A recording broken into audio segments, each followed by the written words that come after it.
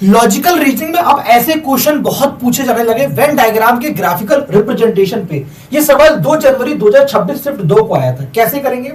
आप categorical preposition जानते हैं ए, ई, आई और ओ के बारे में। ऑल एस आर पी लिखा हुआ है, यानी ये होता है बेटा इसका S P bar is equal to 0, यानी कहना चाहता है पी बार का मतलब पी नेगेट कर रहा है, यानी पी का सर्किल एस के सर्किल से हटाना है, रिमूव करना है। तो ये क्या है बेटा? एस है और ये पी है। अगर एस के सर्किल से हम पी के सर्किल को हटाएंगे तो ये सिचुएशन होगी, तो बस ये सैडेड रीजन होगा बेटा, ठीक है। ये सिचुएशन बनती है ऑल एस आर पी में। नो एस आर पी का मतलब S P equal to 0। S P equal to 0 का मतलब है कॉमन, कोई भी एलिमेंट कॉमन नहीं है जो सिर्फ और सिर्फ एस की बात कर रहा है। तो ये क्या है? यहाँ पर एस भी है बेटा और यहाँ पर पी भी है, तो एस पी इक्वल टू 0। तो ये सैडेड रीजन है, यहाँ पे कोई भी कॉमन नहीं है।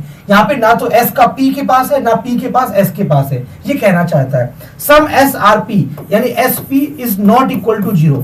सम एस आर पी का मतलब कुछ एस पी है, यानी एस के जो एलिमेंट होगा उसमें कुछ ना कुछ पी में जरूर होगा।